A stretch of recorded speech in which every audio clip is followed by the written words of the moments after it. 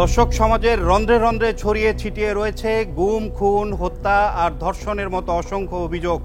আছে অনিয়ম, অপরাধ আর দুর্নীতিও, যার ভয়াল সহযাত্রী হিসেবে আপনাদের সাথে থাকছি আমি হাসান জাকির। আর এই মুহূর্তে যে যেখান থেকে চ্যানেল এস এর সাথে সংযুক্ত রয়েছেন, আপনাদের সকল সাদা কালো আপনাদেরই অনুষ্ঠান।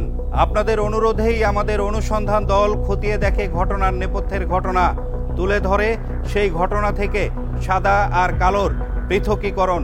এবারও তার ব্যতিক্রম নয়। অনলাইন জুয়ার নিয়ন্ত্রকরা কিভাবে দেশের টাকা বিদেশে পাচার করছে, এবারের অনুসন্ধান সে বিষয় নিয়েই। আপনার হাতে থাকা মোবাইল ফোন কিংবা টিভি দেখার সময় চোখের নিমিষেই আপনি কোটিপতি হবার এমন লোভনীয় বিজ্ঞাপন হয়তো দেখেন হরহামেশাই। ফুটবল, ক্রিকেট সহ বিভিন্ন জনপ্রিয় খেলাগুলোতে খেলোয়াড়দের এই সাইটগুলো প্রমোশন করতে দেখা যায়। এছাড়া সামাজিক যোগাযোগ মাধ্যমে যেমন ইউটিউব ও ফেসবুকে প্রচারিত বিজ্ঞাপনে কিভাবে আপনি অনলাইন জুয়া খেলে নিজের ভাগ্য পরিবর্তন করবেন সেটার লোভনীয় বিজ্ঞাপন দেয়া হয়।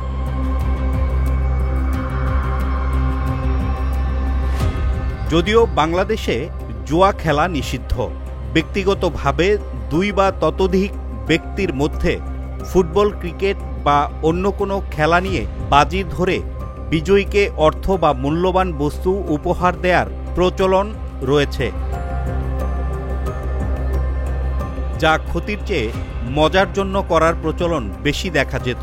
ক্যাসিনো মূলত বিনোদন বা মজার জন্য তৈরি করা হলেও বর্তমানে এটি টাকা উপার্জনের জন্য বিশ্বের বিভিন্ন দেশে প্রতিষ্ঠিত। মানুষের সাইকোলজির সাথে খেলে মানুষকে বোকা বানিয়ে অনলাইন জুয়ার সাইটগুলো থেকে এজেন্টদের মাধ্যমে কোটি কোটি টাকা হাতিয়ে নিচ্ছে রাশিয়া সহ বিশ্বের বিভিন্ন দেশ। ওয়ার্ল্ড গ্যাম্বলিং মার্কেটের রিপোর্ট অনুযায়ী শুধুমাত্র 2024 সালে অনলাইন জুয়ার মার্কেটিং বাজার মূল্য ছিল $6,353 কোটি মার্কিন ডলার।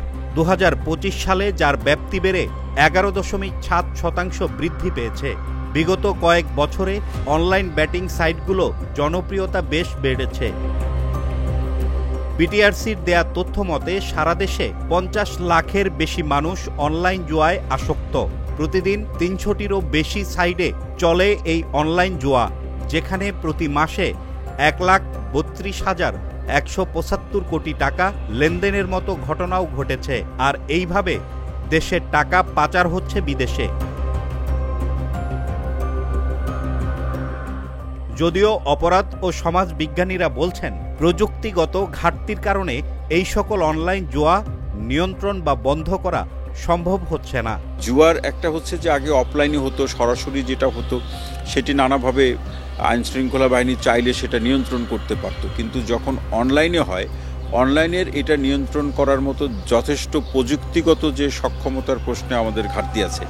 কিন্তু যখন আমরা দেখি যে সামাজিক যোগাযোগ মাধ্যমে অনলাইন জুয়ার বিজ্ঞাপন পর্যন্ত দেওয়া হয়, কারা দিচ্ছেন, তাদের পরিচয় কিংবা তাদের যে অবস্থান, সেই ব্যাপারগুলো কোনো না কোনোভাবে চিহ্নিত করা সম্ভব হলেও ব্যবস্থা গ্রহণের প্রশ্নে যখন আমাদের খুব বেশি পর্যাপ্ত ব্যবস্থা গ্রহণ করা হয় না, অথবা ব্যবস্থা গ্রহণ করা যাচ্ছে না, অথবা আরও যদি খুব বলি ব্যবস্থা নেওয়া হচ্ছে না। তবে এই অপরাধ বিজ্ঞানী মনে করছেন মেহেরপুর, গাজীপুর সহ দেশের বিভিন্ন এলাকার এজেন্টদের চিহ্নিত করে তাদের আইনের আওতায় আনা গেলে অনলাইন জুয়া নিয়ন্ত্রণ করা সম্ভব হবে। মেহেরপুর, গাজীপুরের কিছু অংশ, ময়মনসিংহের কিছু অংশ, যশোরের কিছু অংশ, যে অংশগুলোতে বা যে জায়গাগুলোতে অনলাইন জুয়ার পরিচালনার পিছনে যারা জড়িত, এদেরকে গ্রেপ্তার করে এদের মাধ্যমে পাচারকৃত অর্থ কিভাবে উদ্ধার করা যায়, সেটি বা অর্থ কার কাছে দিয়েছে, কোথায় আছে, সেটা তাদের মাধ্যমে এই সন্ধানগুলো জেনে রাষ্ট্রীয় পর্যায় থেকে ব্যবস্থা গ্রহণ করা। আর এদের বিরুদ্ধে আইনগত ব্যবস্থা গ্রহণ করলে তখন এটি সকলের মধ্যে একটা সতর্ক অবস্থা সৃষ্টি হবে, এবং এই সতর্ক অবস্থায় আমার যেরকম অনলাইন জুয়ার পরিস্থিতি অথবা সুযোগ বা প্ল্যাটফর্মটা বন্ধ হবে, এর মাধ্যমে অর্থ পাচার হওয়ার যে সুযোগ বা সম্ভাবনার জায়গাটাও বন্ধ হবে। অপরাধ বিজ্ঞানী ডক্টর তৌহিদুল হকের কথায় মেহেরপুর সহ দেশের বিভিন্ন এলাকায় নাকি অনলাইন জুয়ার নিয়ন্ত্রণে রয়েছে একাধিক এজেন্ট, তাও আবার চিহ্নিত। তাহলে কেন তাদের গ্রেপ্তার করা সম্ভব হচ্ছে না, আর কেনই বা বন্ধ করা যাচ্ছে না অনলাইন জুয়া? আমরা জানবো সে বিষয় সম্পর্কে, জানাবো আপনাদেরকেও। তবে তার আগে একটি বিরতিতে যেতে হবে আমাদের, সাথেই থাকুন।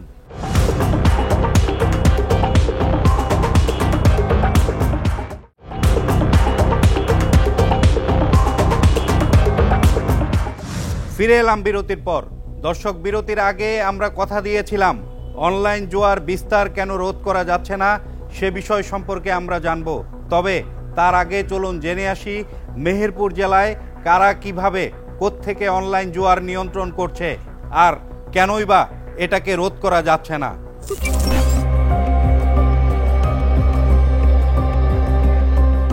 2017 সালের 28 ফেব্রুয়ারি মেহেরপুর জেলার মুজিবনগরে মুকুল ইসলাম নামের এক যুবকের হাত ধরে যাত্রা শুরু করে অনলাইন জুয়া। তারপর ধীরে ধীরে তা ছড়িয়ে পড়ে পুরো জেলার আনাচে কানাচে। শতাধিক জুয়ার সাইট দিয়ে পরিচালিত হয় নিষিদ্ধ এই অনলাইন জুয়া। নগদ, বিকাশ, রকেট সহ বিভিন্ন আর্থিক সার্ভিস ব্যবহার করে সেখান থেকে শত শত কোটি টাকা পাচার করা হয় রাশিয়াতে।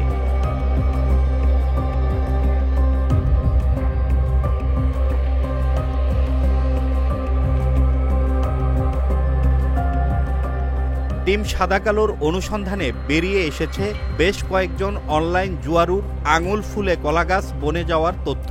মেহেরপুরের মুজিবনগর উপজেলার কোমরপুর গ্রামে ময়না মেম্বারের রয়েছে 3টি আলিশান বাড়ি। এছাড়া মেহেরপুর শহরে নীলমণি হল পাড়ায় মিমি বেকারির পাশে রয়েছে 6তলা একটি দৃষ্টিনন্দন ভবন। মেহেরপুর শহরের বিভিন্ন জায়গায় তার একাধিক বাড়ি, বাজারে সুবিশাল মার্কেট, ইটভাটা এবং প্রচুর ফসলি জমি রয়েছে বলেও জানিয়েছেন স্থানীয়রা। ময়না মেম্বারের জোয়ার টাকা মেহেরপুরের সন্ত্রাসী গুন্ডা পান্ডা রেখেছে, ওর বাড়ি গাড়ির অভাব নাই, ও পায় কোথা টাকা, সমস্ত টাকা জোয়ার টাকা, গ্যাসিংয়ের সম্রাট সে ময়না মেম্বার, ওকে অবশ্যই গ্রেপ্তার করা উচিত বা তদন্ত করা উচিত। শুধু ময়না মেম্বারই নয়, রাতারাতি কোটিপতি বনে গেছেন সিঙ্গাপুর ফেরত দেলোয়ার হোসেন দীপু নামের এক ব্যক্তি। স্থানীয়রা বলছেন কিছুদিন আগেও পায়ে হেঁটে চলাফেরা করতেন যে দীপু, সেই দীপু এখন দামি গাড়ি থেকে তার পা নিচেই পড়ে না। আছে বিলাসবহুল অফিস, ব্যবসা প্রতিষ্ঠানও, ঘোরেন তাগড়া তাগড়া বডিগার্ড নিয়েও।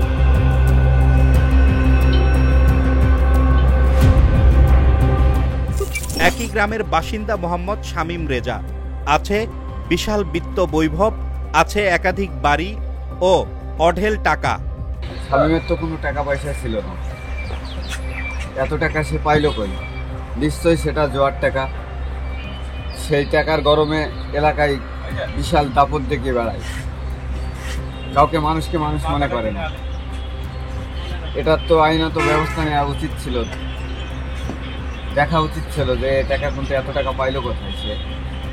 স্থানীয় অনলাইন জুয়ারু রুবেল নামের একজন, যিনি রাতারাতি বনে গেছেন আঙুল ফুলে কলাগাছ। তার প্রত্যেক বাড়িটি সংস্কারের পাশাপাশি কয়েক তলা বিশিষ্ট নতুন 2টি বাড়ির মালিক তিনি।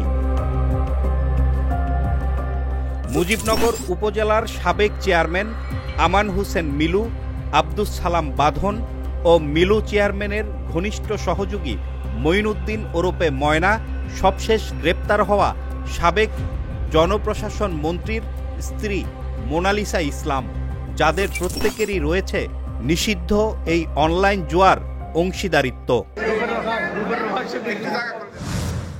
অনলাইন জুয়ার মাধ্যমে রাতারাতি কিছু মানুষ আঙুল ফুলে কলাগাছ বনে গেলেও জুয়ার নেশায় নিঃস্ব হচ্ছেন অনেকেই। জুয়ার টাকা যোগান দিতে গিয়ে খুন খারাপির মতো ঘটনাও ঘটছে, যা নিয়ে রীতিমতো উদ্বিগ্ন অপরাধ ও সমাজবিজ্ঞানী এবং স্থানীয় আইনশৃঙ্খলা বাহিনীও। কিন্তু কেন তাদের গ্রেপ্তার করা যাচ্ছে না? আমরা এই বিষয় সম্পর্কে জানাবো আপনাদেরকেও। তবে তার আগে আরও একটি বিরতিতে যেতে হবে আমাদের, সাথেই থাকুন।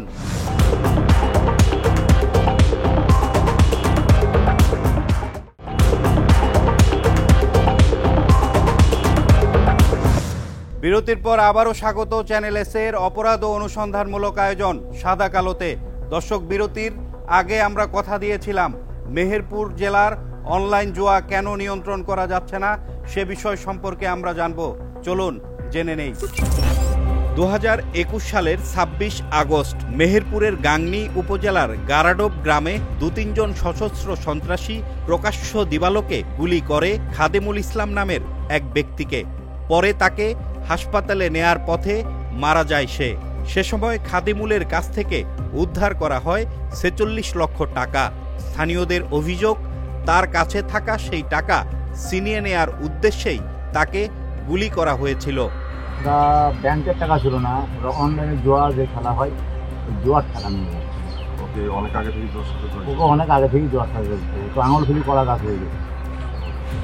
মানে ও ব্যাংকের থেকে যে টাকাটা নিয়ে যাচ্ছিল সেটা সম্পূর্ণ জুয়ার টাকা, ব্যাংকের টাকা। কিন্তু এত টাকা নিয়ে খাদিমুল কোথায় যাচ্ছিল আর এই টাকার উৎসই বা কি? এ প্রশ্নের উত্তর জানতে টিম সাদা কালো ছুটে যায় খাদিমুলের বাড়িতে। সেখানে কথা হয় তার স্ত্রী ও বৃদ্ধা মায়ের সাথে। আমার ছেলে আমাকে সামনে সামনে গুলি করে দেখি, আমরা মেনে নেবো, আর কিছু বলতে পারছি না। আমার ছেলে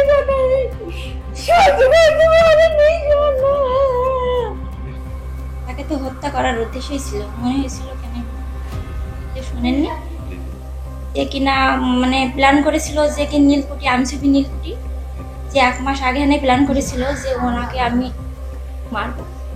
এটা মিটিং ছিল যে সুমনরা যারা মেরেছিল ওরা বলেছিল কি না ওকে মানে সত্যি মানে টাকার মানে ওটাতে টাকাতে ও তো জানছি যে টাকা তো ওরা নিয়ে যাবে, তারপরে কিনা ওকে মারবো।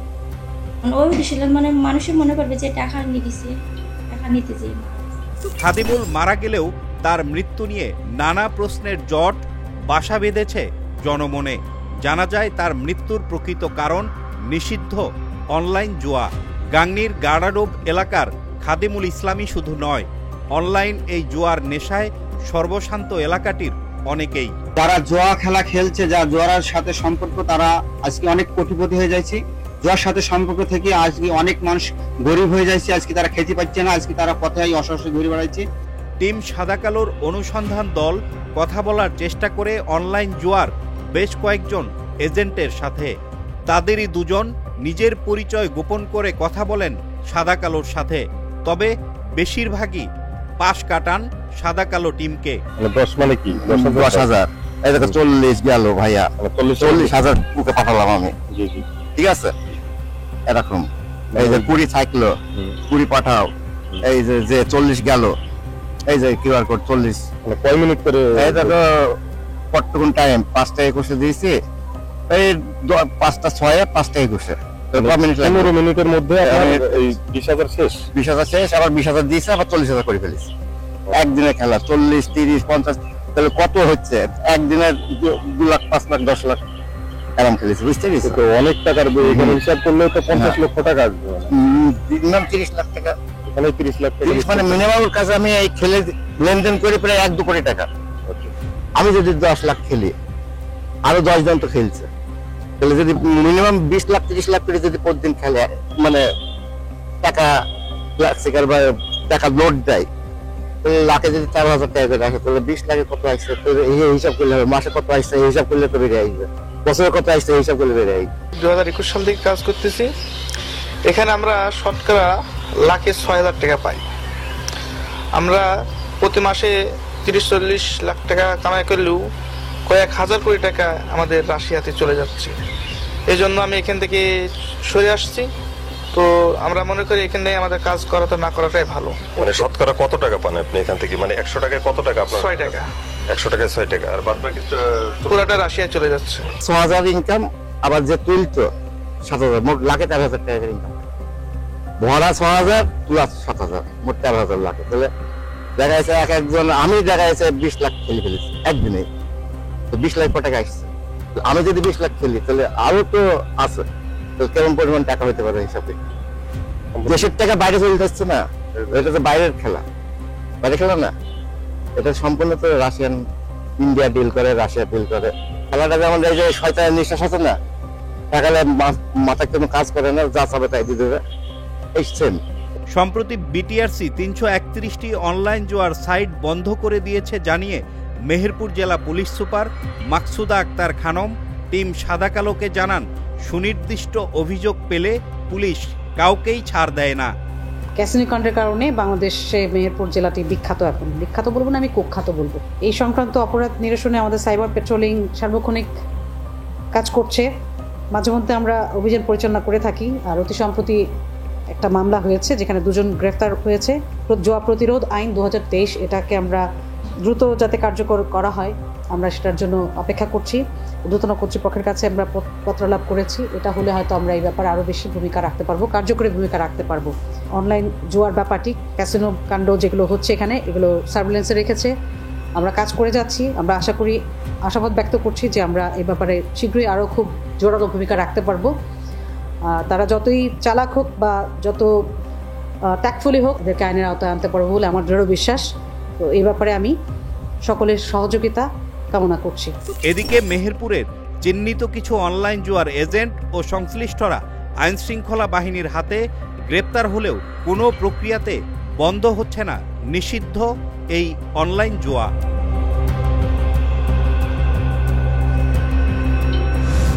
মেহেরপুর জেলার অনলাইন জুয়ার নিয়ন্ত্রকদের নিয়ে সাদা কালোর অনুসন্ধান এখানেই শেষ নয়। আপনারা জানেন, সাদা কালো নির্দিষ্ট কোনো ব্যক্তি, গোষ্ঠী, সমাজ কিংবা সরকারকে ছোট কিংবা খাটো করে দেখাতে নয়, বরং সংশ্লিষ্টদের সজাগ করতেই চ্যানেল এসের এই ক্ষুদ্র প্রয়াস। মনে রাখবেন, আপনার একটু সচেতনতা বোধই পারে সামাজিক এই ধরনের অসঙ্গতি দূর করতে আর সমাজকে কলুষিত মুক্ত করতে। কাজেই আপনি সচেতন হন আর সোচ্চার রাখুন আপনার প্রতিবেশীদের।